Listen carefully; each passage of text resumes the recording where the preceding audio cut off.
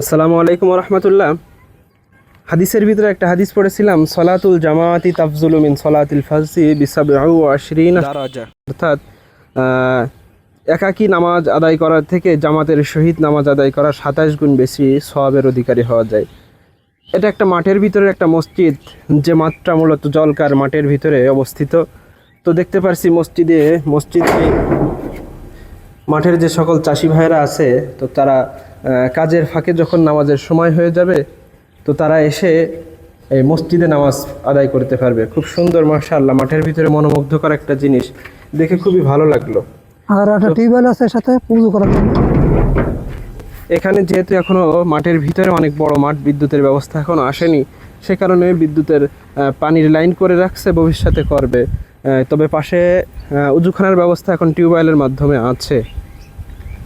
তো আপনাদের যে সমস্ত এলাকায় অনেক বড় মাঠ, অনেক বড় ধান ক্ষেত, এরকমভাবে ব্লকের আওতায় অনেক চাষ হয়, তারা চাইলে অনেকে মিলে এমন সুন্দর কিছু মসজিদ করে যেতে পারেন। কারণ একদিন আমাদের সকলকেই চলে যেতে হবে, সকলেই একদিন আমাদের এই দুনিয়া ছেড়ে চলে যাবে, কিন্তু রয়ে যাবে এমন মসজিদ এবং সদকায়ে জারিয়া স্বরূপ। যখন একজন মানুষ দুনিয়া থেকে বিদায় নেয়, তখন তার কয়েকটা জিনিস মাত্র রেখে যায়। একটা হলো নেককার সন্তান, যে সন্তান তার জন্য দোয়া করতে থাকবে। আর একটা হলো সদকায়ে জারিয়া, যেমন এমনভাবে কিছু মসজিদ তৈরি করে যাবে, কিছু পানির ব্যবস্থা, কিছু মাদ্রাসা, এমনভাবে কিছু রাস্তাঘাটে এগুলো তৈরি করে যাবে। এবং যদি কেউ দিনে এলেমের একটা মাধ্যম তৈরি করে যায়, এগুলো সারা জীবন সে দুনিয়া থেকে চলে যাওয়ার পরেও এগুলোর সব তার কবরের ভিতরে পৌঁছাইতে থাকবে। তো সমাজের ভিতরে আমরা যারা বিত্তবান আছি, আল্লাহ রাব্বুল আলামিন যাদেরকে কিছু করার তৌফিক দান করেছে, তারা ইচ্ছা করলে এমন সুন্দর কিছু করে যেতে পারে। এটা করতে খুব বেশি কিছু লাগে না, নিজের একটা সৎ ইচ্ছা এবং সকলকে মিলে একটা দল গঠন করা। এটা করতে পারলে এক সময় দেখতে পারবেন যে আপনার এই কাজের ফলাফল সামনে চলে আসবে। তো যে ভাই এখানে মসজিদটি তৈরি করেছে, যার উদ্যোগে মসজিদটা তৈরি হয়েছে, সে একদিন না একদিন দুনিয়া থেকে চলে যাবে, তবে এই মসজিদটা কিয়ামত পর্যন্ত এখানে রয়ে যাবে।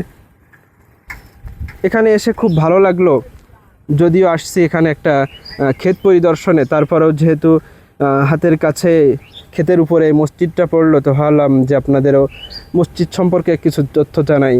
যদিও এটা আপনাদের অনেকের উপকারে আসতেও পারে, অনেকের উপকারে নাও আসতে পারে। তো চাইতেছি যে সমস্ত এলাকায় গভীর মাঠ, চাষের ফাঁকে ফাঁকে যখন নামাজের সময় হয়ে যায়, তো আল্লাহ রাব্বুল আলামিন আমাদেরকে যে নামাজের আদেশ দিয়েছে, আমরা সময় মতো নামাজ আদায় করে নিতে পারবো, এমন সুন্দর যদি মসজিদের ব্যবস্থা থাকে। তো আজ এ পর্যন্ত, ইনশাআল্লাহ আপনারা আমাদের জন্য দোয়া করবেন, আমরা আপনাদের জন্য দোয়া করি। আল্লাহ রাব্বুল আলামিন যাতে আমাদের হালাল রিজিকের ভিতর বারাকা দান করেন। আসসালামু আলাইকুম ওয়া রাহমাতুল্লাহ।